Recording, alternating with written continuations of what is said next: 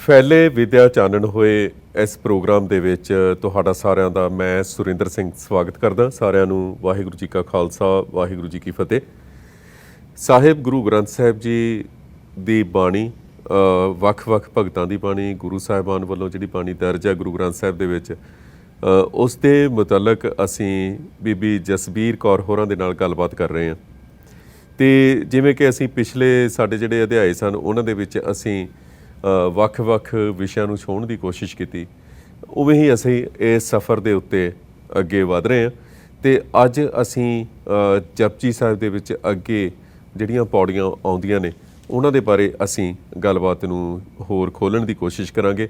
ਸੋ ਮੈਂ ਤੁਹਾਡੇ ਨਾਲ ਹੀ ਬੀਬੀ ਜਸਬੀਰ ਕੌਰ ਹੋਰਾਂ ਦਾ ਸਵਾਗਤ ਕਰਦਾ ਜੀ। ਵਾਹਿਗੁਰੂ ਜੀ ਕਾ ਖਾਲਸਾ ਵਾਹਿਗੁਰੂ ਜੀ ਕੀ ਫਤਿਹ। ਜਿਵੇਂ ਆਪਾਂ ਸ਼ੁਰੂ ਦੇ ਵਿੱਚ ਗੱਲਬਾਤ ਕੀਤੀ, ਪਹਿਲਾਂ ਗੁਰੂ ਗ੍ਰੰਥ ਸਾਹਿਬ ਬਾਰੇ ਤੁਸੀਂ ਦੱਸਿਆ, ਵੱਖ-ਵੱਖ ਭਗਤਾਂ ਬਾਰੇ, ਗੁਰੂ ਸਾਹਿਬ ਦੀ ਬਾਣੀ ਜਿਹੜੀ ਦਰਜ ਆ ਉਹਦੇ ਬਾਰੇ ਦੱਸਿਆ। ਜਪਜੀ ਸਾਹਿਬ ਦੇ ਵਿੱਚ ਗਾਵੀਐ ਸੁਣੀਐ ਮਨ ਰੱਖੀਐ ਭਾਓ, ਇਸ ਤਰੀਕੇ ਨਾਲ ਹੌਲੀ ਹੌਲੀ ਆਪਾਂ ਅੱਗੇ ਵਧਦੇ ਹਾਂ। ਹਾਂਜੀ, ਅੱਗੇ ਹੋਰ ਮੰਨੇ ਕੀ ਗਤ ਕਹੀ ਨਾ ਜਾਏ ਮੰਨਣ ਬਾਰੇ ਹੈ ਤੇ ਵਿਕਾਸ ਦੀ ਵੀ ਗੱਲ ਆਉਂਦੀ ਹੈ। ਉਹ ਸਾਨੂੰ ਜਰਾ ਚੰਗੀ ਤਰ੍ਹਾਂ ਤੁਸੀਂ ਦੱਸੋ ਕਿ ਕਿਵੇਂ ਇਹ ਸਾਰਾ ਕੁਛ ਗਾਉਣ ਤੋਂ ਲੈ ਕੇ, ਗੁਰਬਾਣੀ ਗਾਉਣ ਤੋਂ ਲੈ ਕੇ ਅੱਗੇ ਅੱਗੇ ਮਨੁੱਖੀ ਮਨ ਨੂੰ ਗੁਰੂ ਨਾਨਕ ਪਾਤਸ਼ਾਹ ਸਫ਼ਰ ਕਰਾਉਂਦੇ ਨੇ, ਆਪਣੇ ਨਾਲ ਖੰਡਾਂ ਬ੍ਰਹਿਮੰਡਾਂ 'ਚ ਲੈ ਜਾਂਦੇ ਨੇ। ਹਾਂਜੀ, ਉਹ ਇਸ ਤਰ੍ਹਾਂ ਹੀ ਹੈ ਕਿ ਮਨ ਨੂੰ ਟਿਕਾਉਣ ਦੇ ਲਈ ਸਾਡੇ ਮਨ ਦੀ ਸਭ ਤੋਂ ਵੱਡੀ ਪ੍ਰੋਬਲਮ ਹੁੰਦੀ ਹੈ ਕਿ ਮਨ ਟਿਕਾਊ 'ਚ ਨਹੀਂ ਜਾਂਦਾ, ਇਹ ਹਰ ਵੇਲੇ ਡਲਕਦਾ ਰਹਿੰਦਾ ਹੈ। ਕਦੀ ਕਬਹੂ ਜਿਹੜਾ ਊਬ ਚੜ੍ਹਤੇ ਹੈ ਕਬਹੂ ਜਾਏ ਪਿਆਲੇ ਚਾਰੇ ਸਾਰੀਆਂ ਕੁੰਡਾਂ ਭੌਂਦਾ ਫਿਰ ਵੀ ਇਹ ਚੈਨ ਨਾਲ ਨਹੀਂ ਬੈਠਦਾ।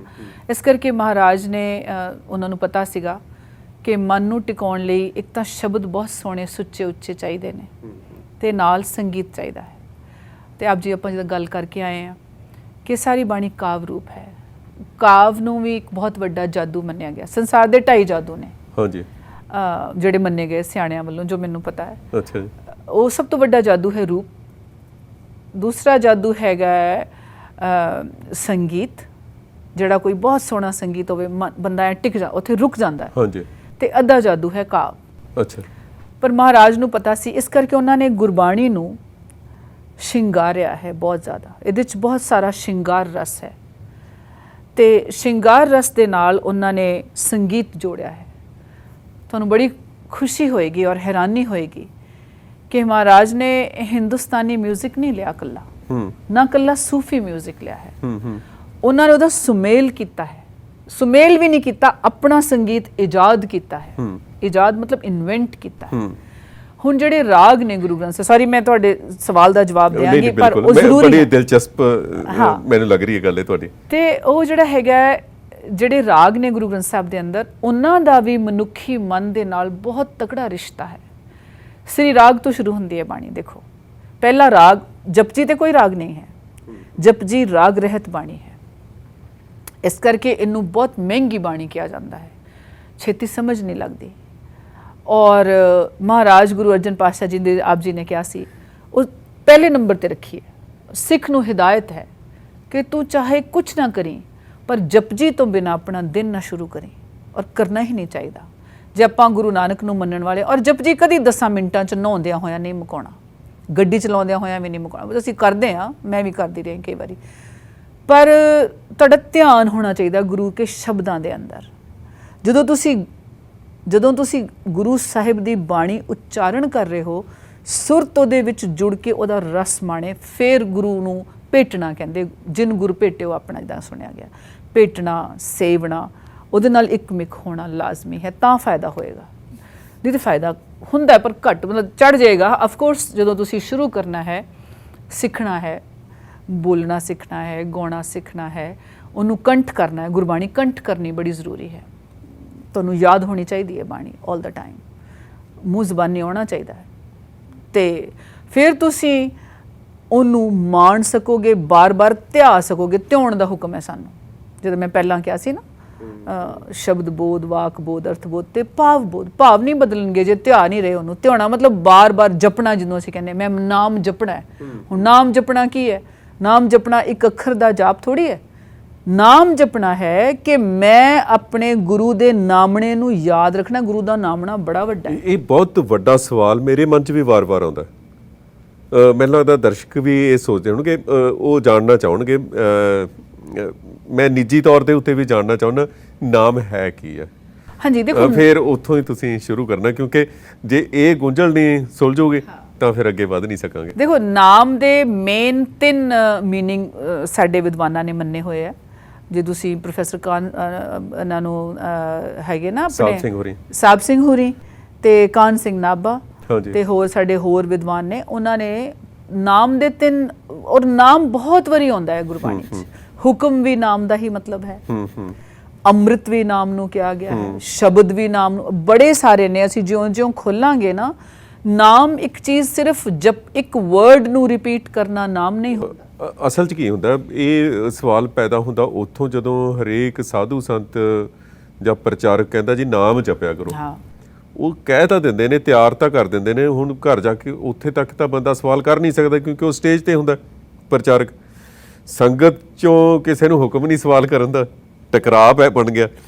ਉਹ ਘਰ ਚਲਾ ਜਾਂਦਾ ਦੇਗ ਛੱਕ ਕੇ, ਪਕੌੜੇ ਛੱਕ ਕੇ, ਚਾਹ ਪਕੌੜੇ ਛੱਕ ਕੇ, ਤੇ ਉੱਥੋਂ ਫਿਰ ਪਤਾ ਹੁੰਦਾ ਨਹੀਂ ਨਾਮ ਹੈ ਕੀ ਆ, ਉਹ ਕਰੇਗੀ।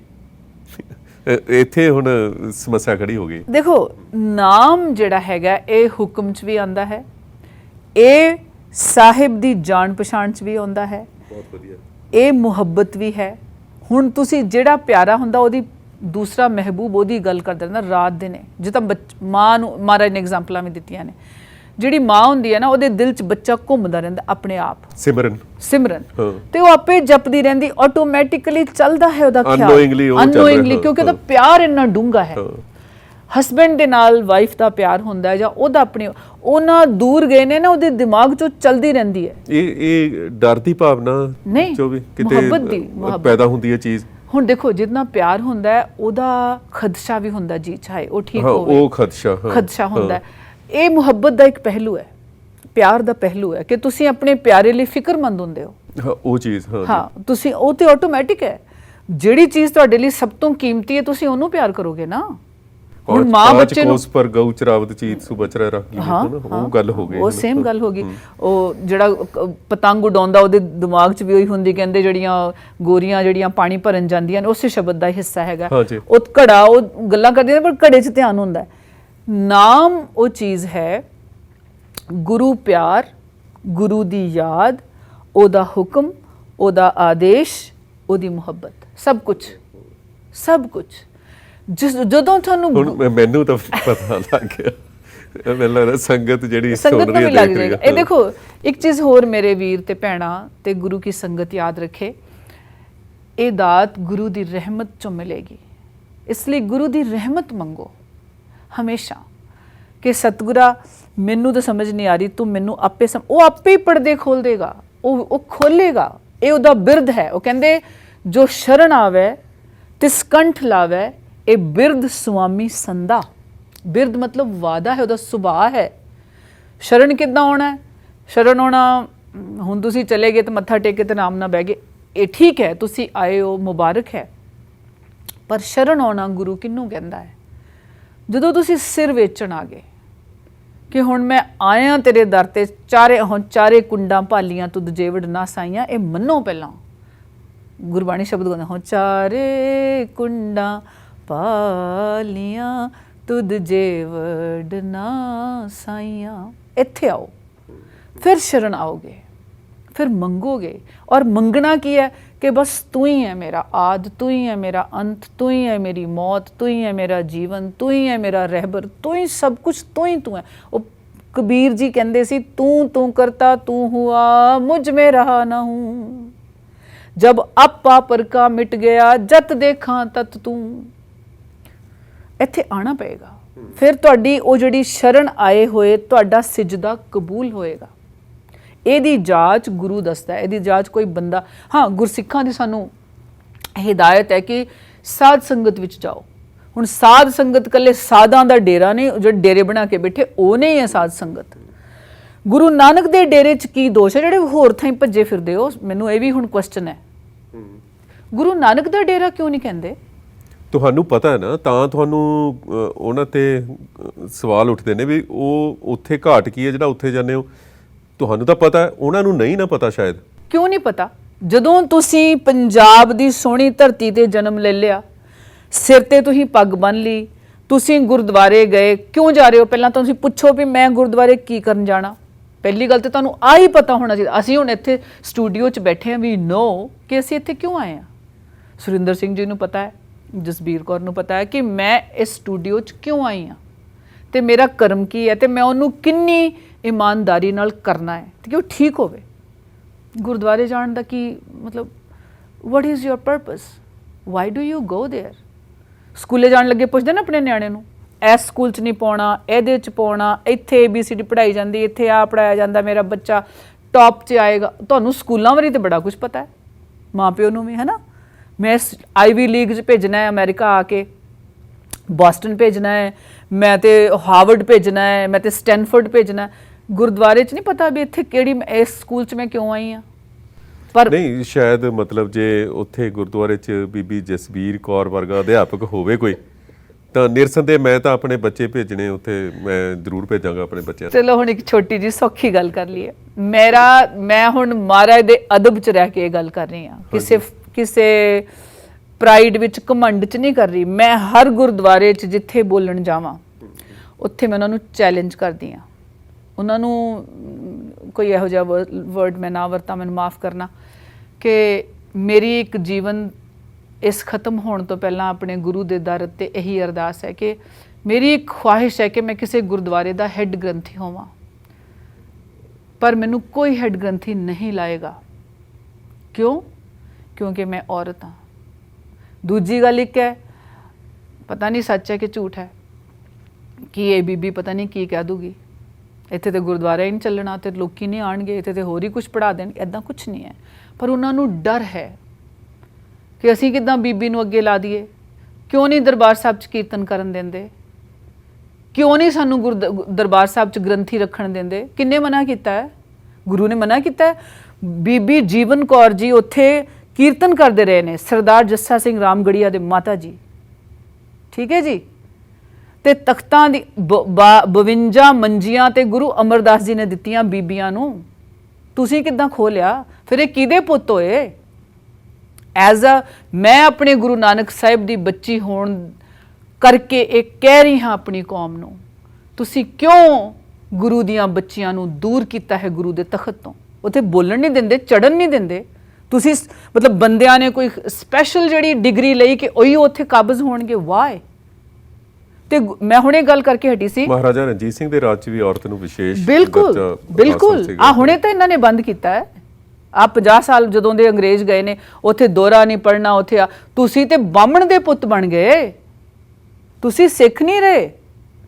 ਔਰ ਨਾ ਹੀ ਤੁਹਾਡੀ ਕੌਮ ਦੇ ਵਿੱਚ ਕੋਈ ਰੈਵੋਲੂਸ਼ਨ ਆਏਗਾ, ਕਿਉਂਕਿ ਤੁਸੀਂ ਬੀਬੀ ਖੀਵੀ ਜੀ ਨੂੰ, ਜਿਨ੍ਹਾਂ ਦਾ ਨਾਂ ਹੈਗਾ ਗੁਰੂ ਗ੍ਰੰਥ ਸਾਹਿਬ 'ਚ, ਉਹਨਾਂ ਦਾ ਨਾਂ ਦਰਜ ਹੈ, ਬਲਵੰਡ ਖੀਵੀ ਨੇਕ ਜਨ ਜਿਨ ਬਹੁਤੀ ਛਾਉ ਪਤਰਾਲੀ, ਲੰਗਰ ਦੌਲਤ ਵੰਡੀਏ ਰਸ ਅੰਮ੍ਰਿਤ ਖੀਰ ਕਿਆਲੀ। ਫਿਰ ਉਹਨਾਂ ਦਾ ਨਾਂ ਹੈਗਾ ਉੱਥੇ। ਫਿਰ ਉਹ ਹੈਗਾ ਨਾ, ਜਿਨ੍ਹਾਂ ਨੇ ਗੁਰੂ ਅਰਜਨ ਪਾਤਸ਼ਾਹ ਜੀ ਲਈ ਵੀ ਬੀਬੀ ਖੀਵੀ ਦੇ ਸਵਾਮੀ ਜਿਨ੍ਹਾਂ ਨੇ ਗੋਏ ਉਠਾਲੀ, ਇਹ ਆਪਣਾ ਭੱਟਾ ਨੇ ਲਿਖਿਆ ਹੋਇਆ। ਆਪਾਂ ਲਾਈਨ ਉਹ ਠੀਕ ਨਹੀਂ ਹੈ, ਲੇਕਿਨ ਮੇਰਾ ਕਹਿਣਾ ਹੈ ਆਪਣੀ ਕੌਮ ਨੂੰ, ਤੁਸੀਂ ਆਪਣੀਆਂ ਬੀਬੀਆਂ ਨੂੰ, ਭੈਣਾਂ ਨੂੰ, ਬੱਚਿਆਂ ਨੂੰ ਇਸ ਰਾਹ ਤੋਂ ਮੁਨਕਰ ਕਿਉਂ ਕੀਤਾ? ਅੱਜ ਤੁਸੀਂ ਰੋ ਰਹੇ ਹੋ, ਸਾਡੀਆਂ ਤੇ ਜੀ ਬੀਬੀਆਂ ਨਾ ਸਭ ਵਿਗੜ ਗਈਆਂ, ਇਹ ਬੀਬੀਆਂ ਦਾ ਬੜਾ ਦੋਸ਼ ਹੈ। ਤੁਸੀਂ ਤਾਂ ਬੀਬੀ ਨੂੰ ਬਣਾਤਾ ਕਿ ਤੂੰ ਸੋਹਣੀ ਬਣੀ, ਤੂੰ ਨਾ, ਹੁਣ ਪਤਾ ਕੀ ਕਹਿੰਦੇ ਨੇ, ਉਹ ਜੀ ਕਿੱਥੇ ਅੰਮ੍ਰਿਤ ਕਿੱਥੇ ਛਕਾਉਣਾ ਜੀ, ਮੁੜ ਕੇ ਵਿਆਹ ਹੀ ਨਹੀਂ ਹੁੰਦਾ। ਇਹਨੂੰ ਜੀ ਕਿਹੜੀ ਆ ਪੜਾਉਣੀ ਆ ਜੀ, ਹੁਣ ਤਾਂ ਇਹ ਸੋਹਣੀ ਨਹੀਂ ਬਣੀ, ਹੁਣ ਇਹਦੇ ਲਈ ਰਿਸ਼ਤਾ ਕਿੱਥੋਂ ਲੱਭੇਗਾ? ਤੁਸੀਂ ਉਹਨੂੰ ਇੱਕ ਗੁੱਡੀ ਬਣਾਤਾ ਮਰਦ ਦੇ ਮਨ ਪਰਚਾਵੇ ਲਈ। ਮਾਫ ਕਰਨਾ, ਤੁਸੀਂ ਉਹ ਤੋਂ ਕੀ ਭਾਲਦੇ ਹੋ? ਉਹਦੀ ਕੁੱਖੋਂ ਕੌਣ ਜੰਮੇਗਾ? ਖਾਲਸਾ ਜੰਮੇਗਾ? ਤੇ ਫਿਰ ਤੁਸੀਂ ਉਹਨਾਂ ਦੇ ਨੁਕਸ ਕੱਢ ਰਹੇ ਹੋ। ਫਿਰ ਉਹ ਕਹਿੰਦੇ ਤੁਸੀਂ ਗੁਰਦੁਆਰੇ ਨਾ ਜੋ ਲੰਗਰ ਤੁਸੀਂ ਪਕਾਓ, ਦਾਲਾਂ ਬਣਾਓ, ਰੋਟੀਆਂ ਬਣਾਓ, ਸਵਾਦ ਪਕੌੜੇ ਬਣਾਓ ਤੇ ਸਬਜ਼ੀਆਂ ਬਣਾਓ, ਇੱਧਰ ਨਹੀਂ ਆਣਾ। ਵਾਈ? ਢਿੱਡ ਤੁਸੀਂ ਜ਼ਮੀਨ ਨੂੰ ਲਾ ਲਏ ਜਿਹੜੇ ਮੋਟੇ ਕਰਕੇ ਥੱਲੇ, ਮਤਲਬ ਖਾ ਖਾ ਕੇ ਮਰ ਰਹੇ ਹੋ। ਸੌਰੀ, ਅਸੀਂ ਇੱਧਰ ਵੀ ਕਰਾਂਗੇ ਪ੍ਰੋਗਰਾਮ। ਗੁਰੂ ਜੀ ਨੇ ਲਿਖਿਆ, ਗੱਲ ਕਰਨੀ ਪੈਂਦੀ ਹੈ। ਗੁਰੂ ਜੀ ਨੇ ਲਿਖਿਆ ਹੈ ਕਿ ਕਿੱਦਾਂ ਖਾ, ਤ੍ਰਿਗ ਵੇਹਾ ਜੀ ਵੀ ਅਜਿਤ ਖਾਏ ਵਧਾਇਆ ਪੇਟ, ਤ੍ਰਿਕਾਰ ਪਾਈ ਹੈ ਮਤਲਬ ਫਿਟਕਾਰ ਪਾਈ ਹੈ ਵੱਡੇ ਢਿੱਡ ਵਾਲਿਆਂ ਨੂੰ। ਹਰ ਵਿਸ਼ੇ ਦੇ ਉੱਤੇ ਗੱਲ ਕੀਤੀ ਹੈ ਗੁਰੂ ਹਰ ਸਾਹਿਬ ਨੇ। ਇੱਕ ਮੈਂ ਕੋਈ ਮੈਨੂੰ ਲੱਗਦਾ ਕੋਈ ਵਿਸ਼ਾ ਛੱਡਿਆ ਨਹੀਂ। ਨੋ ਬਾਹਰ ਦੇ ਤਾਂ ਛੱਡ ਹੀ ਦੋ, ਮਨ ਦੀਆਂ ਗੁੰਝਲਾਂ ਦੇ ਵਿਸ਼ੇ। ਆਪਾਂ ਵਾਪਸ ਆਪਣੇ ਉਹਦੇ ਤੇ ਆਈਏ। ਹਾਂ, ਤੇ ਆਪਾਂ ਗੱਲ ਕਰ ਰਹੇ ਸੀ ਕਿ ਕਿਵੇਂ ਮਤਲਬ ਸਫ਼ਰ ਵੱਲ ਵਧ ਰਹੇ ਆ। ਗੁਰਦੁਆਰੇ ਹੈ ਤਾਂ ਹੈ ਜਿਹੜੀਆਂ ਗੱਲਾਂ ਤੁਸੀਂ ਕੀਤੀਆਂ ਨੇ, ਹੈ ਤਾਂ ਉਹਦਾ ਹੀ ਹਿੱਸਾ ਨੇ। ਉਹਦਾ ਹਿੱਸਾ ਨੇ। ਦੇਖੋ ਗੁਰਦੁਆਰੇ ਕਿਉਂ ਜਾਣਾ, ਪਹਿਲਾਂ ਸਾਨੂੰ ਇਹ ਪਤਾ ਹੋਣਾ ਚਾਹੀਦਾ। ਜੇ ਤੁਸੀਂ ਸਕੂਲ ਭੇਜਦੇ ਹੋ ਬੱਚੇ ਨੂੰ, ਗੁਰਦੁਆਰਾ ਸਕੂਲ ਹੈ, ਉਹ ਕੋਈ ਠਾਕੁਰ ਦੁਆਰਾ ਨਹੀਂ ਜਿਹੜੇ ਸੈਡਲੀ ਅਨਫੋਰਚੂਨੇਟਲੀ ਬਣਾ ਦਿੱਤੇ ਗਏ ਨੇ। ਉੱਥੇ ਪੂਜਾ, ਮੈਂ ਪਹਿਲਾਂ ਕਿਹਾ ਸੀ ਪੂਜਾ ਅਕਾਲ ਕੀ ਕਰਨੀ ਹੈ, ਪੂਜਣ ਕਿਉਂ ਜਾ ਰਹੇ ਹੋ? ਪੂਜਣਾ ਹੈ, ਅਦਬ ਨਾ ਜਾਣਾ ਇਜ਼ ਆਲਸੋ ਪੂਜਣਾ, ਹੈ ਨਾ। ਉਹ ਕਹਿੰਦੇ ਨੇ ਕਿ ਸਿੱਖ ਸਾਰੇ ਪੂਜਣ ਆਉਂਦੇ ਨੇ, ਹਰ ਗਾਵੇ ਹਰ ਹਰ ਉਤਮ ਬਾਣੀ, ਗਾਵਿਆ ਸੁਣਿਆ ਤਿੰਨ ਕਾ ਥਾਏ ਪਵੇ, ਜਿਨ ਸਤਿਗੁਰ ਕੀ ਆਗਿਆ ਸਤ ਸਤ ਕਰਮਾਨੀ। ਜਾ ਰਹੇ ਹੋ ਗੁਰੂ ਦੇ ਸਕੂਲ 'ਚ, ਉਹਦੇ ਦੁਆਰੇ ਤੇ ਜਾ ਰਹੇ ਹੋ, ਫਿਰ ਉਹਦੀ ਗੱਲ ਨਹੀਂ ਮੰਨ ਰਹੇ, ਉਹਨੂੰ ਪੜ੍ਹ ਨਹੀਂ ਰਹੇ। ਤੁਸੀਂ ਖੁਦ ਹੀ ਸੋਚੋ ਤੁਹਾਡਾ ਉਧਾਰ ਕਿਵੇਂ ਹੋਏਗਾ। ਤੁਸੀਂ ਗੁਰੂ ਤੋਂ ਪੁੱਛੋ ਬਾਣੀ ਕਿੱਦਾਂ ਪੜ੍ਹਨੀ ਹੈ, ਤੁਸੀਂ ਗੁਰੂ ਤੋਂ ਪੁੱਛੋ ਬਾਣੀ ਕਿੱਦਾਂ ਗਾਉਣੀ। ਹੁਣੇ ਤੁਸੀਂ ਗਾਵੇ ਦੀ ਗੱਲ ਮੈਨੂੰ ਦੱਸੀ ਸੀਗੀ, ਜਦੋਂ ਹੁਕਮ ਦੀ ਪੌੜੀ ਤੋਂ ਬਾਅਦ ਆ ਜਾਂਦਾ, ਉਹ ਜਦੋਂ ਮਹਾਰਾਜ ਹੁਕਮ ਦੀ ਪੌੜੀ ਸੈਕਿੰਡ ਹੈ ਜਪਜੀ ਸਾਹਿਬ ਦੇ ਅੰਦਰ, ਹੈ ਨਾ। ਹੁਕਮੇ ਅੰਦਰ ਸਭ ਕੋ ਬਾਹਰ, ਹੁਕਮ ਨਾ ਕੋਏ, ਨਾਨਕ ਹੁਕਮੇ ਜੇ ਬੁਝੈ ਤਾਂ ਹਉਮੈ ਕਹੇ ਨਾ ਕੋਈ, ਗਾਵੇ ਕੋ ਤਾਣ। ਫਿਰ ਅੱਗੇ ਗਾਵੇ ਦੀਆਂ ਪੌੜੀਆਂ ਕਿ ਗਾਉਣ ਨਾਲ ਕੀ ਹੁੰਦਾ, ਕੌਣ ਕਿੱਦਾਂ ਕਿੱਦਾਂ ਗਾਉਂਦਾ ਹੈ। ਗਾਵੇ ਕੋ ਤਾਣ ਹੋਵੇ ਕਿਸੇ ਤਾਣ, ਗਾਵੇ ਕੋ ਦਾਤ ਜਾਣੇ ਨੀਸਾਨ। ਕੁਛ ਤੈਨੂੰ ਗਾਉਂਦੇ ਨੇ ਉਹਨਾਂ ਦੇ ਤੂੰ ਜਿਹੜਾ ਜ਼ੋਰ ਦਿੱਤਾ ਉਹਨਾਂ ਨੂੰ, ਕੁਛ ਤੈਨੂੰ ਗਾਉਂਦੇ ਨੇ ਤੇਰੀਆਂ ਦਾਤਾਂ ਨੂੰ ਤੇਰਾ ਨਿਸ਼ਾਨ ਜਾਣ ਕੇ। ਇਹ ਸਾਰੀਆਂ ਪੌੜੀਆਂ ਨੂੰ ਤੁਹਾਨੂੰ ਵਰਡ ਬਾਏ ਵਰਡ ਗਾ ਕੇ ਸਮਝ ਕੇ ਰਸ ਮੰਨਣਾ ਪਏਗਾ। ਇਹ ਗਾਉਣ ਦੀਆਂ ਆ ਗਈਆਂ। ਫਿਰ ਅੱਗੇ ਮੰਨਣ ਦੀਆਂ ਆਉਂਦੀਆਂ ਨੇ ਕਿ ਮੰਨਣਾ ਕਿੱਦਾਂ ਹੈ ਤੇ ਮੰਨਣ ਨਾਲ ਕੀ ਹੋਏਗਾ। ਹੁਣ ਆਪਾਂ ਭਜਾ ਕੇ ਖਤਮ ਕਰੀ ਬਾਣੀ ਨੂੰ, ਖਤਮ ਕਰਨਾ ਹੀ ਨਹੀਂ ਕਦੀ। ਸਾਹਿਬ ਕਹਿੰਦੇ ਰੁਕ ਜਾ, ਰੁਕ, ਰਹਾਓ ਆਉਂਦਾ ਨਾ, ਬਹੁਤੇ ਸ਼ਬਦਾਂ 'ਚ ਰਹਾਓ ਹੈ। ਰਹਾਓ ਦਾ ਮਤਲਬ ਹੈ ਪੌਜ਼, ਰੁਕ। ਤੇ ਜਦੋਂ ਤੁਸੀਂ ਰੁਕ ਹੀ ਨਹੀਂ ਰਹੇ ਤੇ ਤੁਸੀਂ ਤੇ ਹੁਣ ਉਹ ਕਹਿੰਦੇ 40 ਜਪਜੀ ਦੇ ਪਾਠ ਕਰ ਲਿਓ ਦਿਨ 'ਚ, ਉਹਨਾਂ ਨੇ ਸਾਨੂੰ ਡੇਰਿਆ ਵਾਦਿਆ। ਗੁਰੂ ਨੂੰ ਤੇ ਪੁੱਛ ਲਓ ਤੁਸੀਂ ਕਿਉਂ ਇਹਨਾਂ ਦੇ ਪਿੱਛੇ ਉਹ ਕਿਉਂ ਲੱਗੇ ਨੇ? ਕਿਉਂਕਿ ਉਹ ਸੋਚਦੇ ਸਾਡੀ ਆ ਤਮੰਨਾ ਪੂਰੀ ਹੋ ਜਾਏਗੀ। ਤਮੰਨਾ ਤੇ ਤੁਹਾਡੀ ਉਂਝ ਗੁਰੂ ਨੇ ਪੂਰੀ ਕਰ ਦੇਣੀ। ਕਹੋ ਤਾਂ ਸਹੀ ਉਹਨੂੰ, ਜੋ ਮੰਗੇ ਠਾਕੁਰ ਆਪਣੇ ਤੇ ਸੋਈ ਸੋਈ ਦੇਵੈ, ਨਾਨਕ ਦਾਸ ਮੁਖ ਤੇ ਜੋ ਬੋਲੇ ਇਹਾਂ ਉਹਾਂ ਸੱਚ ਹੋਏ। ਫਿਰ ਉਹ ਕਹਿੰਦੇ ਨੇ ਸਾਜਨੋ ਤੂੰ ਮੀਤ ਮੇਰਾ, ਗ੍ਰਹਿ ਤੇਰੇ ਸਭ ਕੇ। ਸ਼ੱਕ ਰਹਿ ਗਿਆ ਕੋਈ? ਸਾਜਨੋ ਤੂੰ ਮੀਤ ਮੇਰਾ, ਪਹਿਲਾਂ ਤਾਂ ਮੰਨੋ ਵੀ ਗੁਰੂ ਹੀ ਮੇਰਾ ਅਸਲੀ ਸੱਜਣ ਹੈ। ਐਸਾ ਸੱਜਣ ਮਿੱਤਰ ਹੈ ਕਿ ਧੋਖਾ ਦੇਗਾ ਹੀ ਨਹੀਂ ਕਦੀ। ਇੱਥੇ ਧੋਖਾ ਹੋ ਸਕਦਾ ਹੈ, ਨਾਟ ਆਲਵੇਜ਼, ਪਰ ਹੋ ਸਕਦਾ ਹੈ, ਚਾਂਸ ਤੇ ਹੈ ਨਾ। ਪਰ ਗੁਰੂ ਦੇ ਕੋਲ ਉਹਨੂੰ ਸੱਜਣ ਮਿੱਤਰ ਬਣਾ ਕੇ ਜਾਂ ਉਹਦੇ ਬਣ ਕੇ ਧੋਖਾ ਕਦੀ ਨਹੀਂ ਹੋਏਗਾ, ਕਦੀ ਵੀ ਨਹੀਂ ਹੋਏਗਾ। ਔਰ ਸਭ ਕੁਝ ਦੇਣ ਵਾਲਾ ਉਹ ਹੈ, ਹਰ ਚੀਜ਼। ਤੁਹਾਡੇ ਮਨ ਦੀ ਹਰ ਭੁੱਖ ਮਿਟਾਉਣ ਵਾਲਾ ਉਹ ਹੈ। ਹੁਣ ਕੌਣ ਮਿਟਾ ਦੇਗਾ? ਚਾਹੇ ਤੁਹਾਡਾ ਕਿੱਡਾ ਮਰਜ਼ੀ ਸੱਜਣ ਮਿੱਤਰ ਹੋਇਆ, ਤੁਹਾਡੀ ਹਰ ਭੁੱਖ ਨਹੀਂ ਉਹ ਮਿਟਾ ਸਕਦਾ ਦੁਨੀਆ 'ਚ। ਗੁਰੂ ਨੇ ਮਿਟਾਣੀ ਹੈ। ਫਿਰ ਉਹ ਕਹਿੰਦੇ ਸਾਜਨੋ ਤੂੰ ਮੀਤ ਮੇਰਾ, ਗ੍ਰਹਿ ਤੇਰੇ ਸਭ ਕੇ, ਮਾਣ ਮੰਗੂ ਤਾਣ ਮੰਗੂ, ਧਨ ਲਖਮੀ ਸੁੱਤ ਦੇ। ਮੰਗੋ ਨਾ, ਮੰਗਣਾ ਤੇ ਆਵੇ ਪਹਿਲੋਂ। ਮਾਣ ਵੀ ਚਾਹੀਦਾ, ਮੈਨੂੰ ਚਾਹੀਦਾ ਹੈ। ਦੁਨੀਆ 'ਚ ਮਾਣ ਦੇ ਬਿਨਾ ਮੈਂ ਕਿੱਦਾਂ ਜੀਊਂ? ਤੇ ਸਾਜਨੋ ਤੂੰ ਮੀਤ ਮੇਰਾ, ਗ੍ਰਹਿ ਤੇਰੇ ਸਭ ਕੇ, ਮਾਣ ਮੰਗੂ ਤਾਣ ਮੰਗੂ, ਧਨ ਲਖਮੀ ਸੁੱਤ ਦੇ। ਇਹ ਚੀਜ਼ਾਂ ਦੇ ਮੈਨੂੰ, ਮਾਣ ਵੀ ਦੇ, ਤਾਣ ਵੀ ਦੇ, ਧਨ ਵੀ ਦੇ। ਲਖਮੀ ਦਾ ਮਤਲਬ ਦੌਲਤ ਹੁੰਦਾ ਹੈ। ਦੌਲਤ ਵੀ ਦੇ, ਪੁੱਤਰ ਵੀ ਦੇ। ਪੁੱਤਰ ਮੀਨਸ ਤਾਕਤ, ਮੇਰਾ ਨਿਸ਼ਾਨ, ਉਹ ਵੀ ਦੇ। ਕਿਉਂਕਿ ਮੈਂ ਸੰਸਾਰੀ ਜੀਵ ਹਾਂ, ਤੇਰਾ ਨਾਂ ਲੈਣਾ। ਇਹਨਾਂ ਤਾਕਤਾਂ ਦੇ ਬਿਨਾਂ ਤਾਂ ਮੈਂ ਕਿੱਦਾਂ ਲਊਂ? ਮੈਂ ਤਾਂ ਪੀਰ ਫਕੀਰ ਉੱਥੇ ਬੈਠੀ ਹੋਵਾਂ, ਹੈ ਨਾ, ਮੰਗਤੇ ਬਣ ਕੇ। ਮੈਨੂੰ 4 ਛਿੱਤਰ ਕੋਈ ਇੱਧਰੋਂ ਮਾਰ ਜੇ, 4 ਇੱਧਰੋਂ ਮਾਰ ਜੇ, ਮੇਰੇ ਪੱਲੇ ਰਿਹਾ ਕੀ? ਇੱਦਾਂ ਨਹੀਂ ਨਾਮ ਸੋ ਭਗਤਾਂ ਨੇ ਬੜੀਆਂ ਸੋਹਣੀਆਂ ਗੱਲਾਂ ਕੀਤੀਆਂ ਆਪਣੇ ਪਿਆਰੇ ਦੇ ਨਾਲ। ਅਸੀਂ ਹੁਣ ਭਗਤ ਧੰਨਾ ਜੀ ਦੀ ਬਾਣੀ ਬਹੁਤ ਸੋਹਣੀ ਹੈ, ਬਹੁਤ ਪਿਆਰੀ ਹੈ। ਔਰ ਜਿਨ੍ਹਾਂ ਨੂੰ ਅੱਜ ਇੰਨਾ ਬਦਨਾਮ ਕੀਤਾ ਉਹ ਜੱਟ ਹੀ ਸੀਗੇ।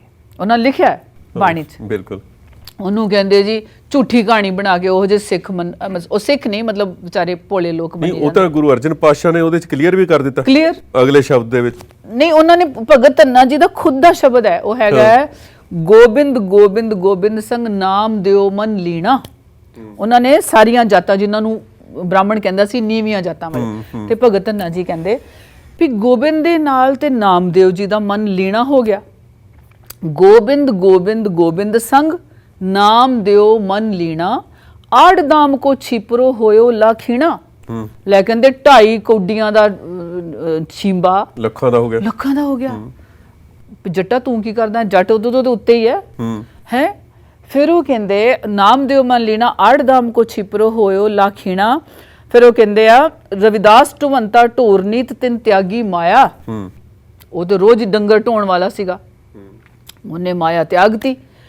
ਫਿਰ ਕਹਿੰਦੇ ਆ ਹਿਰਦੇ ਪ੍ਰਗਟਿਆ, ਨਹੀਂ ਸੌਰੀ ਮੈਂ ਗਲਤ ਨਾ ਬੋਲਾਂ, ਇੱਦਾਂ ਉਹਨਾਂ ਦਾ ਜ਼ਿਕਰ ਕੀਤਾ ਹੈ। ਫਿਰ ਅੱਗੇ ਉਹਨਾਂ ਨੇ ਸੈਣ ਜੀ ਦਾ ਜ਼ਿਕਰ ਵੀ ਕੀਤਾ, ਫਿਰ ਅਖੀਰ ਤੇ ਆਪਣਾ ਜ਼ਿਕਰ ਕੀਤਾ। ਹੁਣ ਮੈਂ ਸਾਰਾ ਸ਼ਬਦ ਵਿੱਚੋਂ ਨਹੀਂ ਬੋਲਿਆ, ਪਹਿਲੀ ਤੁਕ ਤੇ ਲਾਸਟ ਤੁਕ ਹੈਗੀ ਹੈ। ਫਿਰ ਉਹਨਾਂ ਦੀ ਲਾਸਟ ਤੇ ਹੁੰਦੀ ਹੈ ਇਹ ਬਿਦ ਸੁਣ ਕੇ ਜੱਟ ਰੋ ਉੱਠ ਭਗਤੀ ਲੱਗਾ। ਹਾਂ, ਜੱਟ ਨੇ ਜਦੋਂ ਆ ਸਾਰਾ ਕੁਝ ਸੁਣ ਲਿਆ ਵੀ ਆ ਜਿਹੜੇ ਸੈਣ ਨਾਈ ਬੁਤਕਾਰੀ ਆ, ਇਹ ਵੀ ਉਹਨਾਂ ਦੀ ਉਸੇ ਸ਼ਬਦ ਦੀ ਤੁਕ ਹੈਗੀ।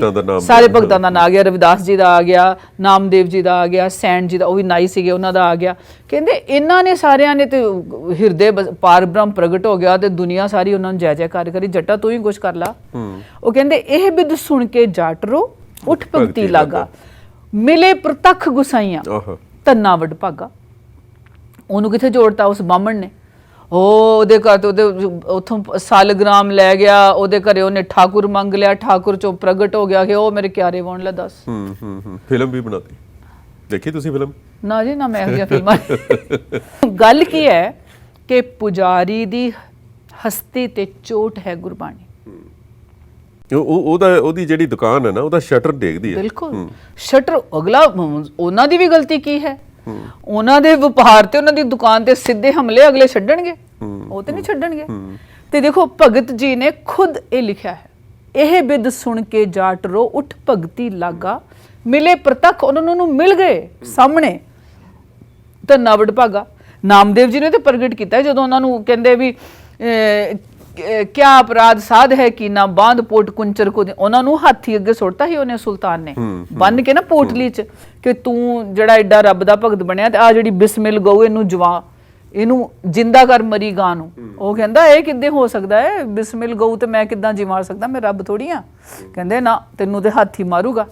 ਹਾਥੀ ਚੀਕਾ ਮਾਰ ਕੇ ਪਿੱਛੇ ਭੱਜ ਗਿਆ। ਉਹ ਸਾਰਾ ਸ਼ਬਦ ਹੈ ਗੁਰੂ ਗ੍ਰੰਥ ਸਾਹਿਬ ਚ। ਕਹਿਣ ਦਾ ਵੀਰ ਜੀ ਮਤਲਬ ਇਹ ਹੈ, ਇਸ ਸਫ਼ਰ ਤੇ ਤੁਰਨਾ ਹੈ ਹਰ ਸਿੱਖ ਨੇ, ਜੇ ਉਹਨੇ ਆਨੰਦ ਮਾਨਣਾ ਹੈ, ਜੇ ਉਹਨੇ ਆਪਣੀ ਹਸਤੀ ਨੂੰ, ਹੋਂਦ ਨੂੰ ਪ੍ਰਾਪਤ ਕਰਨਾ ਹੈ। ਉਹਦੀ ਹੋਂਦ ਹਸਤੀ ਰੱਬ ਹੈ। ਮਨ ਟਿਕਾਓ ਚ ਤਾਂ ਆਏਗਾ ਜੇ ਇਸ ਬੈਰਾਗੀ ਨੂੰ, ਜੋ ਇਹਨੂੰ ਚਾਹੀਦਾ ਟਿਕਣ ਲਈ, ਉਹ ਦਿਓਗੇ। ਉਹ ਹੈ ਉੱਚੇ ਸੁੱਚੇ ਵਿਚਾਰ ਗੁਰੂ ਗ੍ਰੰਥ ਸਾਹਿਬ ਦੇ। ਨਾਲੇ ਸੰਗੀਤ, ਆਪਾਂ ਸੰਗੀਤ ਦੀ ਵੀ ਗੱਲ ਕੀਤੀ ਸੀ, 31 ਰਾਗ ਨਹੀਂ ਹੈਗੇ ਗੁਰੂ ਗ੍ਰੰਥ ਸਾਹਿਬ ਚ, 62 ਨੇ, ਕਿਉਂਕਿ ਉਹਨਾਂ ਰਾਗਾਂ ਦੇ ਅੱਗੇ ਸਭ ਹੋਰ ਹੈਡਿੰਗਸ ਹੈਗੇ, ਜਿਵੇਂ ਗੌੜੀ ਮਾਂਝ, ਗੌੜੀ ਪੂਰਬੀ, ਇਦਾਂ ਡਿਫਰੈਂਟ ਨੇ। ਠੀਕ ਹੈ। ਇੱਕ ਬਹੁਤ ਪਿਆਰੀ ਗੱਲ ਹੋਰ ਹੈ ਕਿ ਗੁਰੂ ਗ੍ਰੰਥ ਸਾਹਿਬ ਸ੍ਰੀ ਰਾਗ ਤੋਂ ਸ਼ੁਰੂ ਕਰਦੇ ਨੇ। ਸ੍ਰੀ ਰਾਗ ਹਨੇਰੇ ਦਾ ਰਾਗ ਹੈ, ਸ਼ਾਮ ਦਾ ਰਾਗ, ਅੰਧੇਰਾ, ਸਵੇਰ ਦਾ ਰਾਗ ਨਹੀਂ ਹੈ। ਹੁਣ ਅਸੀਂ ਕਹਾਂਗੇ ਗੁਰੂ ਨੇ ਸ੍ਰੀ ਰਾਗ ਕਦੋਂ ਲਿਖਤਾ ਸਵੇਰੇ, ਕਿਉਂਕਿ ਆਪਾਂ ਹਨੇਰੇ 'ਚ ਜੀਣ ਡਏ ਆ। ਉਹ ਕਹਿੰਦੇ ਹਨੇਰੇ ਵਿੱਚ ਰਹਿਣ ਵਾਲੇ ਜੀਓ ਚਾਨਣ ਵਿੱਚ ਆਓ। ਠੀਕ ਹੈ ਜੀ। ਤੇ ਸਭ ਤੋਂ ਪਹਿਲਾ ਸ਼ਬਦ ਸ੍ਰੀ ਰਾਗ ਦਾ ਹੈਗਾ, ਮੋਤੀ ਤਮੰਦਰ ਉਸਰੇ ਰਤਨੀ ਤਾਂ ਹੋਏ ਜੜਾਓ। ਉਹ ਸਾਰਾ ਵੀ ਮੈਨੂੰ ਭੁੱਲ ਨਾ ਜਾਏ ਤੂੰ, ਹਰ ਬਿਨ ਜੀਓ ਜਲ ਬਲ ਜਾਓ, ਮੈਂ ਆਪਣਾ ਗੁਰਪੂਛ ਦੇਖਿਆ ਅਵਰ ਨਾਹੀ ਥਾਉ। ਇਹ ਯਾਦ ਰੱਖਣਾ ਹੈ, ਹਰ ਬਿਨ ਜੀਓ ਜਲ ਬਲ ਜਾਓ। ਜੇ ਮੇਰੇ ਅੰਦਰ ਹਰਾ ਭਰਾ ਕਰਨ ਵਾਲਾ ਹਰੀ ਗੁਰੂ ਨਹੀਂ ਹੈ ਤਾਂ ਮੇਰੇ ਸੜ ਬਲ ਜਾਵਾਂਗਾ, ਤੇ ਮੇਰਾ ਜੀ ਸੜਿਆ ਬਲਿਆ ਹੈ। ਤਾਈਓ ਰੁੱਖੇ ਬੋਲ ਬੋਲਦੇ ਆ, ਮੱਥੇ ਤੇ ਤਿਊੜੀਆਂ, ਬੁਰੇ ਹਾਲ, ਰੋਗ, ਉਹ ਸੜਿਆ ਹੋਇਆ ਜੀ ਹੈ। ਮੈਂ ਆਪਣਾ ਗੁਰਪੂਛ ਦੇਖਿਆ, ਮੈਂ ਆਪਣੇ ਗੁਰੂ ਨੂੰ ਪੁੱਛ ਲਿਆ। ਠੀਕ ਹੈ। ਅਵਰ ਨਾਹੀ ਥਾਉ, ਜੀ ਕਿਤੇ ਹਰਾ ਭਰਾ ਨਹੀਂ ਹੋਏਗਾ। ਹਰਾ ਭਰਾ ਕਰ, ਇੱਥੋਂ ਹਰਾ ਭਰਾ ਹੋਏਗਾ। ਤੇ ਅਸੀਂ ਫਿਰ ਉਹੀ ਆ ਗਿਆ ਕਿ ਤੁਸੀਂ ਗੁਰਦੁਆਰੇ ਜਾ ਰਹੇ ਹੋ, ਕੀ ਕਰਨ ਜਾ ਰਹੇ ਹੋ? ਪਕੌੜੇ ਖਾਣ ਜਾ ਰਹੇ ਹੋ, ਇਕੱਲੇ ਦਾਲਾਂ ਖਾਣ ਜਾ ਰਹੇ ਹੋ? ਤੁਹਾਡੇ ਘਰ ਦਾਲਾਂ ਦੀ ਕਮੀ ਹੈ, ਰੋਟੀਆਂ ਦੀ ਕਮੀ ਹੈ? ਜੇ ਹੈ ਤਾਂ ਖਾਇਓ ਭਾਈ, ਉੱਥੇ ਤਾਂ ਖੁੱਲਾ ਹੈ। ਆ ਕਿੰਨੇ ਹੀ ਹੋਰ ਵੀ ਆ ਜਾਂਦੇ ਉੱਥੇ ਖਾਣ ਵਾਲੇ, ਉਹ ਮੱਥਾ ਵੀ ਨਹੀਂ ਟੇਕਦੇ, ਖਾਲੀ ਉੱਥੇ ਖਾਣ ਹੀ ਜਾਂ ਪੁੱਛਦੇ ਨੇ ਆਪਕੇ यहाँ ਅੱਜ ਕੜੀ ਬਣੀ ਹੈ, ਲੋ ਦੈਟਸ ਵਾਟ ਹੈਪਨ। ਆ ਡੈਲਸ ਦੀ ਗੱਲ ਜੇ, ਇਹ ਸੱਚੀ ਘਟਨਾ ਹੈ। ਉਹਨਾਂ ਆਖਿਆ ਵੀ ਉੱਥੇ ਜਾਓ ਪਹਿਲਾਂ ਅਸਲੀ ਲੰਗਰ ਛਕੋ ਜਾ ਕੇ, ਸ਼ਬਦ ਲੰਗਰ ਦੀ ਤੁਹਾਨੂੰ ਹੋਸ਼ ਹੈ ਕਿ ਨਹੀਂ? ਤੇ ਸ਼ਬਦ ਲੰਗਰ ਹੈ ਨਾ ਮੇਨ ਤਾਂ। ਤੇ ਸਤਿਗੁਰਾਂ ਨੇ ਇੱਕ ਤੁਹਾਨੂੰ ਹੈਰਾਨੀ ਹੋਏਗੀ, ਧੰਨ ਵਾਹਿਗੁਰੂ ਸਾਹਿਬ ਜਦੋਂ ਉਹਨਾਂ ਨੇ ਗੁਰਬਾਣੀ ਉਚਾਰੀ, ਗਾਈ, ਪੜ੍ਹਾਈ, ਬਹੁਤੇ ਅਮੀਰ ਨਹੀਂ ਪੜ੍ਹਨ ਜਾਂਦੇ ਸੀ, ਉਹਨਾਂ ਨੂੰ ਤਾਂ ਲੋੜ ਹੀ ਨਹੀਂ ਹੁੰਦੀ, ਪਰ ਜਾਂਦੇ ਵੀ ਸੀਗੇ। ਪਰ ਆਮ ਜਿਹੜੇ ਲੋਕ ਨੇ ਉਹਨਾਂ 'ਚ ਗਰੀਬ ਬਹੁਤ ਜਾਂਦੇ ਸੀ, ਉਹਨਾਂ ਨੂੰ ਕੋਈ ਪੁੱਛਦਾ ਨਹੀਂ ਸੀ ਨਾ, ਪਾਣੀ ਵੀ ਨਹੀਂ ਪੀਣ ਦਿੰਦੇ। ਉਸ ਵਕਤ ਸੰਸਕ੍ਰਿਤ ਨੂੰ ਜ਼ਿਆਦਾ ਉਸ ਤਰ੍ਹਾਂ ਦਾ ਮਾਣ ਦਿੱਤਾ ਗਿਆ ਸੀਗਾ ਨਾਲੇ ਹਾਂਜੀ ਪੇਪਰ ਵੱਲੋਂ, ਉਹਨਾਂ ਵੱਲੋਂ ਤੇ ਸੀਗਾ ਕਿ ਤੇ ਉਹ ਛੋਟੀਆਂ ਜਿਹੜੇ ਦੂਜਿਆਂ ਨੂੰ ਛੋਟੇ ਸਮਝਦੇ ਸੀ, ਉਹਨਾਂ ਨੇ ਤਾਂ ਵੈਸੇ ਹੀ ਉਹਨਾਂ ਨੇ ਪੜ੍ਹਨਾ ਮਨਾ ਸੀ ਨਾ, ਔਰਤ ਨੂੰ ਵੀ ਨਹੀਂ ਪੜ੍ਹਨਾ ਮਨਾ ਹੈ, ਸ਼ੂਦਰ ਨੂੰ ਪੜ੍ਹਨਾ ਮਨਾ ਹੈ, ਫਲਾਣੇ ਨੂੰ, ਸਭ ਨੂੰ ਮਨਾ। ਇਹ ਆਪਣੇ ਆਪ 'ਚ ਇੱਕ ਇਨਕਲਾਬ ਵੀ ਹੈ ਗੁਰੂ ਗ੍ਰੰਥ ਸਾਹਿਬ ਵੱਡਾ ਤੇ ਜਿਹੜੀ ਇਲਾਹੀ ਬਾਣੀ ਹੈ, ਬਹੁਤ ਵੱਡਾ ਇਨਕਲਾਬ। ਤਾਂ ਹੀ ਤਾਂ ਮਗਰ ਪਏ ਹੋਏ ਨੇ 5.5 ਸਦੀਆਂ ਤੋਂ। ਤੇ ਸਾਹਿਬ ਨੇ ਤੁਹਾਨੂੰ ਸਿਰਫ ਇੱਕ ਆਪਾਂ ਛੋਟੀ ਜੀ ਗੁਰੂ ਅੰਗਦ ਪਾਤਸ਼ਾਹ ਜੀ ਦੀ ਆਪਾਂ ਗੱਲ ਕਰਾਂਗੇ। ਗੁਰੂ ਅੰਗਦ ਪਾਤਸ਼ਾਹ ਜੀ ਨੇ ਗੁਰਮੁਖੀ ਲਿਪੀ ਨੂੰ ਸਵਾਰ ਕੇ ਪੇਸ਼ ਕੀਤਾ। ਇਹ ਨਹੀਂ ਕਿ ਉਹਨਾਂ ਨੇ ਪਹਿਲਾਂ ਵੀ ਚੱਲੀ ਆ ਰਹੀ ਸੀ ਲੰਡਿਆਂ ਦੀ ਭਾਸ਼ਾ, ਤੇ ਉਹਦੇ ਤੇ ਵੀ ਅਸੀਂ ਕਦੀ ਪ੍ਰੋਗਰਾਮ ਕਰਾਂਗੇ ਕਿ ਪੰਜਾਬੀ ਕੋਈ ਸੰਸਕ੍ਰਿਤ ਚੋਂ ਨਹੀਂ ਨਿਕਲੀ ਹੋਈ, ਕੋਈ ਸੰਸਕ੍ਰਿਤ ਚੋਂ ਗੁਰਮੁਖੀ, ਹਾਂ ਥੋੜੇ ਬਹੁਤੇ ਜੋ ਤਾਂ ਉਸ ਇਲਾਕੇ ਦੀ ਬੋਲੀ ਦੇ ਵਿੱਚ ਉਹਦਾ ਅਸਰ ਹੈ ਤੇ ਹੋਏਗਾ, ਪਰ ਇਹ 5000 ਸਾਲ ਪੁਰਾਣੀ ਹੈ। ਹਾਂਜੀ, ਇਹ ਜਿਹੜੀ ਪੰਜਾਬੀ ਹੈ 5000 ਸਾਲ ਤੋਂ ਵੱਧ ਜ਼ਿਆਦਾ ਪੁਰਾਣੀ, ਉਹ ਵਿਪਰ ਦੇ ਆਉਣ ਤੋਂ ਪਹਿਲਾਂ ਦੀ, ਉਸ ਪਹਿਲਾਂ ਦੀ ਹੈ। ਵਿਪਰ ਤੇ ਬਾਹਰੋਂ ਆਏ ਨੇ, ਹੁਣ ਪਤਾ ਲੱਗ ਗਿਆ ਸਾਰਿਆਂ ਨੂੰ, ਉਹ ਮੰਨਣ ਜਾਂ ਨਾ ਮੰਨਣ, ਹੁਣ ਪਤਾ ਲੱਗ ਗਿਆ ਕਿ ਇਹ ਲੋਕ ਵਿਦੇਸ਼ੀ ਨੇ। ਇਹ ਧੜ ਵੀ ਬਣ ਕੇ ਆਏ, ਜਿਹੜੀ ਮਿਡ ਏਸ਼ੀਆ ਦੇ ਵਿੱਚੋਂ ਆਏ ਨੇ, ਇਹ ਇਰਾਕ ਈਰਾਨ ਚੋਂ ਬਾਹਰ ਕੱਢੇ ਗਏ ਸੀਗੇ, ਚੋਰ ਚੱਕੇ ਹੁੰਦੇ ਸੀ ਤਾਂ ਬਾਹਰ ਕੱਢਤਾ, ਤੇ ਇੱਥੇ ਆ ਕੇ ਇਹਨਾਂ ਨੇ ਫਿਰ ਅਗਲੇ ਜਿਹੜੇ ਐਪੀਸੋਡ ਨੇ ਉਹਨਾਂ 'ਚ ਗੱਲ ਕਰਾਂਗੇ ਓਡੀਸੀ ਤੇ ਇਲਾਡ ਦੀ ਵੀ, ਤੇ ਰਾਮਾਇਣ ਤੇ ਮਹਾਭਾਰਤ ਦੀ ਵੀ ਗੱਲਬਾਤ ਕਰਾਂਗੇ। ਸੋ ਇਹ ਮਤਲਬ ਆਪਾਂ ਉਹਨਾਂ ਪੌੜੀਆਂ ਤੇ ਸੀਗੇ ਜਪਜੀ ਸਾਹਿਬ, ਉਹਨਾਂ ਨੂੰ ਅੱਜ ਆਪਾਂ ਉਹ ਜਿਹੜੀ ਗੁਰਮੁਖੀ ਦੀ ਆਪਾਂ ਗੱਲ ਕਰਦੇ ਹਾਂ, ਕਿਉਂਕਿ ਜਦੋਂ ਪੜ੍ਹਾਉਣਾ ਹੈ ਨਾ ਤੁਸੀਂ, ਤੇ ਮੈਂ ਉਹੀ ਜਦੋਂ ਉਸ ਦੇ ਨਾਲ ਰਿਲੇਟ ਇਹ ਕਰਨਾ ਸੀਗਾ ਕਿ ਸਾਹਿਬ ਨੇ ਕਿਹਾ ਕਿ ਜਦੋਂ ਪੜ੍ਹਨ ਆਏ ਬੱਚੇ ਤੇ ਉਹਨਾਂ ਦੇ ਚਿਹਰੇ ਬੜੇ ਕਮਜ਼ੋਰ ਉਤਰੇ ਹੋਏ ਹੁੰਦੇ ਸੀ। ਅੱਜ ਵੀ ਮੈਂ ਜੋ ਟੀਚਰ ਹਾਂ ਤੇ ਮੈਂ ਬਹੁਤ ਇੱਕ ਗਰੀਬ ਡਿਸਟ੍ਰਿਕਟ ਨੂੰ ਪੜ੍ਹਾਉਂਦੀ ਹਾਂ, ਅਮਰੀਕਾ ਦਾ ਡਿਸਟ੍ਰਿਕਟ ਹੈ, ਅਮਰੀਕਾ ਦੀ ਪਾਪੂਲੇਸ਼ਨ ਹੈ, but they are very poor, ਉਹਨਾਂ ਦੇ ਘਰਾਂ 'ਚ ਕੋਈ ਸਿਸਟਮ ਵੀ ਨਹੀਂ ਹੈ। ਤੇ ਅਸੀਂ ਉਹਨਾਂ ਨੂੰ ਪਹਿਲਾਂ ਬ੍ਰੈਕਫਾਸਟ ਖਵਾਉਂਦੇ ਹਾਂ, ਉਹਨਾਂ ਦਾ ਫ੍ਰੀ ਹੁੰਦਾ, ਲੰਚ, ਬ੍ਰੈਕਫਾਸਟ, ਐਵਰੀਥਿੰਗ ਸਕੂਲ ਦਿੰਦਾ, ਕਿਉਂਕਿ ਉਹਨਾਂ ਨੂੰ ਪਤਾ ਹੈ ਜੇ ਤੁਸੀਂ ਟੀਚਿੰਗ ਨਾਲ ਥੋੜ੍ਹਾ ਬਹੁਤ ਸੰਬੰਧ ਰੱਖਦੇ ਹੋ ਤੇ ਮੈਸਲੋ ਦੀਆਂ ਨੀਡਸ ਹੁੰਦੀਆਂ, ਬੇਸਿਕ ਨੀਡਸ, ਉਹ ਹੈਗੀ ਹੈ ਫੂਡ, ਸ਼ੈਲਟਰ ਐਂਡ ਐਫਰਮੇਸ਼ਨ। ਅੱਛਾ, ਤੁਸੀਂ ਜਦੋਂ ਕਿਸੇ ਬੱਚੇ ਨੂੰ ਪੜ੍ਹਾਉਣਾ ਹੈ ਜਾਂ ਕਿਸੇ ਮਨੁੱਖ ਨੂੰ ਪੜ੍ਹਾਉਣਾ, ਪਹਿਲਾਂ ਢਿੱਡ ਭਰਿਆ ਹੋਣਾ ਚਾਹੀਦਾ। ਖਾਲੀ ਢਿੱਡ ਵਾਲਾ ਤੁਹਾਡੀ ਕੋਈ ਗੱਲ ਨਹੀਂ ਸੁਣ ਸਕਦਾ। ਉਹਨੂੰ ਕੀ ਮਤਲਬ ਹੈ, ਕਹਿੰਦਾ ਢਿੱਡ ਮੇਰੇ 'ਚ ਅੱਗ ਲੱਗੀ ਪਈ ਹੈ, ਭੁੱਖ ਲੱਗੀ, ਤੂੰ ਮੈਨੂੰ ਕਿਧਰ ਗਿਆਨ ਮੈਨੂੰ ਚਾਹੀਦਾ, ਰੋਟੀ ਪਾ ਪਹਿਲੋਂ, ਭੁੱਖੇ ਭਗਤ ਨਾ ਕੀਜੈ, ਇਹ ਮਾਲਾ ਆਪਣੀ ਲੀਜੈ। ਸਾਹਿਬ ਨੂੰ ਪਤਾ ਸੀ, ਤੇ ਉਹਨਾਂ ਨੇ, ਤੇ ਪਹਿਲੀ ਗੱਲ ਹੁੰਦੀ ਥੋੜਾ ਮੇਰੇ 'ਚੋਂ ਮੁਸ਼ਕ ਆਉਣ ਡਿਆ ਹੈ, ਮੇਰੇ 'ਚ ਗੰਦ ਲੱਗਿਆ, ਮੈਂ ਮਤਲਬ ਮੈਂ ਠੀਕ ਹੀ ਨਹੀਂ ਫੀਲ ਕਰ ਰਿਹਾ, ਤੇ ਮੈਂ ਕਿੱਥੋਂ ਤੇਰੀ ਗਿਆਨ ਦੀ ਗੱਲ ਸੁਣ ਲੈਣੀ ਹੈ, ਸੱਚੇ ਸੁੱਚੇ ਹੋਣ ਦੀ ਗੱਲ ਕਿੱਥੋਂ ਸੁਣੂ। ਫਿਰ ਸਾਹਿਬ ਨੇ ਤਲਾਅ ਬਣਾਏ, ਬੋਲੀਆਂ ਬਣਾਈਆਂ, ਲੰਗਰ ਚਲਾਏ, ਤੇ ਮਾਤਾ ਖੀਵੀ ਜੀ ਸਭ ਤੋਂ ਉਹਨਾਂ ਦੀ ਮਹਾਨ ਜਿਹੜੀ ਦੇਣ ਹੈ, ਉਹ ਲੰਗਰ ਦੇ ਇੰਚਾਰਜ ਆਪ ਸੀਗੇ ਜੀ। ਤੇ ਉਹਨਾਂ ਨੇ ਲੰਗਰ ਵਿੱਚ ਇਹੋ ਜਿਹੇ ਖਾਣੇ ਤਿਆਰ ਕੀਤੇ ਜਿਹੜੇ ਫੁੱਲ ਆਫ એનર્ਜੀ ਹੋਣ। ਅੰਮ੍ਰਿਤ ਖੀਰ ਘਿਆਲੀ, ਘਿਓ ਵਾਲੀ ਖੀਰ। ਮੈਂ ਗਿਆ ਜਦੋਂ ਵੀ ਖਡੂਰ ਸਾਹਿਬ, ਤਾਂ ਹੁਣ ਵੀ ਉੱਥੇ ਖੀਰ ਦਾ ਉਹ 40 ਪਿੰਡ ਨੇ, 40 ਦਿਨ ਬਾਅਦ ਆਉਂਦੀ ਹੈ ਇੱਕ ਪਿੰਡ ਦੀ ਵਾਰੀ ਦੁੱਧ ਦੀ, ਤੇ ਉਹ ਖੀਰ ਉਹਨਾਂ ਵੱਲੋਂ ਹੁੰਦੀ ਹੈ। ਦੇਖ ਲਓ ਫਿਰ ਕੀ ਬਾਤ ਹੈ। ਤੇ ਮਾਤਾ ਜੀ ਨੇ ਉਹਨਾਂ ਨੂੰ ਖੀਰ ਖਵਾਉਣੀ, ਉਹਨਾਂ ਦੇ ਮੂੰਹ ਸਾਫ਼ ਕਰਨੇ, ਧੋਣੇ, ਫਿਰ ਉਹਨਾਂ ਨੂੰ ਗੁਰੂ ਅੰਗਦ ਪਾਤਸ਼ਾਹ ਜੀ ਦੇ ਸਕੂਲ 'ਚ ਲੈ ਕੇ ਜਾਂਦੇ ਸੀ, ਜਿਹੜਾ ਗੁਰਮੁਖੀ ਦਾ ਸਕੂਲ ਸੀਗਾ। ਸੋ ਬਹੁਤ ਵਧੀਆ ਜੀ, ਬਹੁਤ ਤੁਹਾਡਾ ਸ਼ੁਕਰੀਆ ਸਾਡੇ ਸਟੂਡੀਓ 'ਚ ਆਉਣ ਲਈ। ਆਪਣੀ ਗੱਲਬਾਤ ਜਾਰੀ ਰਹੇਗੀ। ਅੱਜ ਆਪਾਂ ਵਿਦਾ ਲੈਂਦੇ ਆਪਣੇ ਸਾਰੇ ਦਰਸ਼ਕਾਂ ਤੋਂ। ਭੁੱਲਾਂ ਦੀ ਖਿਮਾ ਜੀ, ਸਾਡੀਆਂ ਸਾਰੀਆਂ ਭੁੱਲਾਂ ਨੂੰ ਮਾफ़ ਕਰਕੇ ਗੁਰਬਾਣੀ ਆਪਣੇ ਹਿਰਦੇ 'ਚ ਵਸਾਉਣਾ, ਅਰਦਾਸ ਕਰਨਾ ਸਤਿਗੁਰ ਸਾਨੂੰ ਬਾਣੀ ਨਾਲ ਜੁੜਨ ਦਾ ਮੌਕਾ ਤੇ ਖੁਆਹਿਸ਼ ਬਖਸ਼ਣ। ਵਾਹਿਗੁਰੂ ਜੀ ਕਾ ਖਾਲਸਾ, ਵਾਹਿਗੁਰੂ ਜੀ ਕੀ ਫਤਿਹ। ਤਾਂ ਤੁਸੀਂ ਸਾਨੂੰ ਆਪਣੀ ਫੀਡਬੈਕ ਦੇਣੀ ਨਾ ਭੁੱਲਣਾ। ਸਾਡਾ ਈਮੇਲ ਥੱਲੇ ਤੁਸੀਂ ਦੇਖ ਸਕਦੇ ਹੋ, ਇੱਥੇ ਸਾਨੂੰ ਜ਼ਰੂਰ ਸਾਨੂੰ ਸੁਨੇਹਾ ਦਿਓ ਤੁਸੀਂ ਸਾਨੂੰ। ਜੇ ਅਸੀਂ ਚੰਗੀ ਗੱਲ ਕਰ ਰਹੇ ਹੱਲਾਸ਼ੇਰੀ ਦਿਓ, ਸਾਨੂੰ ਜ਼ਰੂਰਤ ਹੁੰਦੀ ਹੈ, ਆਕਸੀਜਨ ਦਾ ਕੰਮ ਕਰਦੀ ਹੈ। ਤੇ ਜੇ ਕੋਈ ਸੁਝਾਅ ਹੈ ਜਾਂ ਪ੍ਰਸ਼ਨ ਹੈ ਕੋਈ ਤਾਂ ਤੁਸੀਂ ਉਹ ਵੀ ਕਰ ਸਕਦੇ ਹੋ। ਬਹੁਤ ਬਹੁਤ ਧੰਨਵਾਦ। ਵਾਹਿਗੁਰੂ ਜੀ ਕਾ ਖਾਲਸਾ, ਵਾਹਿਗੁਰੂ ਜੀ ਕੀ ਫਤਿਹ।